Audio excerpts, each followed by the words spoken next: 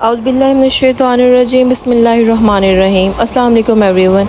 आज की जो वीडियो है उसके अंदर इसराइल की तरफ से जो अटैक हुआ ईरान के ऊपर उसको एनालिसिस करेंगे, उसका कॉन्टेक्स्ट क्या था और उसके पॉसिबल आउटकम्स क्या हो सकते हैं उस अटैक के, उसको हम सबको डिस्कस करेंगे। थोड़ा सा इस इसराइल की तरफ से जो अटैक हुआ इसके बैकग्राउंड की तरफ जाएँ तो हम देखते हैं कि हमास की तरफ से अटैक हुआ था इसराइल के ऊपर 7 अक्टूबर को।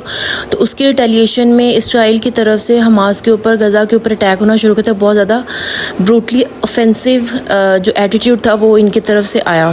अब उसको कंडेम करने के लिए ईरान ने और ईरान के जितने भी सपोर्टर्स हैं उन्होंने उस चीज़ को कंडेम किया और उस चीज़ की वजह से ईरान को भी इनडायरेक्टली प्रॉक्सी वॉर के थ्रू, प्रॉक्सी वॉर की ही बिना के ऊपर इनको एंटर कर लिया गया, गज़ा वॉर के में इनडायरेक्टली एंटर कर लिया गया।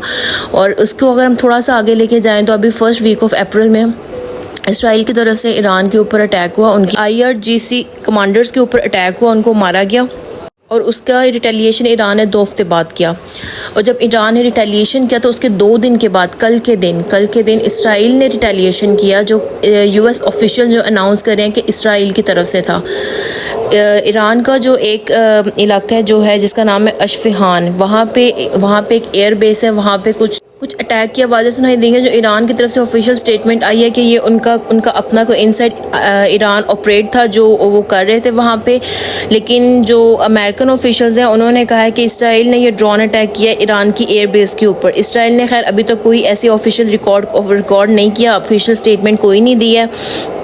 तो अगर हम इन सारी बातों का एक चंक निकालें तो ये सारी बातें इस तरफ इशारा कर रही हैं कि जो कॉन्फ्लिक्ट है ये डी एस्केलेशन की तरफ जा रहा है। लेकिन फिर भी ये जो अटैक है, ये जो रिटेलिएशन है, इसका जो आउटकम्स है वो तमाम जी सारी बातें जो है डिपेंड करती हैं दोनों कंट्रीज़ की तरफ। और अगर हम ये देखें कि स्पार्क क्या है इस अटैक का, तो स्पार्क जो है डायरेक्ट अटैक का दोनों कंट्रीज़ की तरफ से है।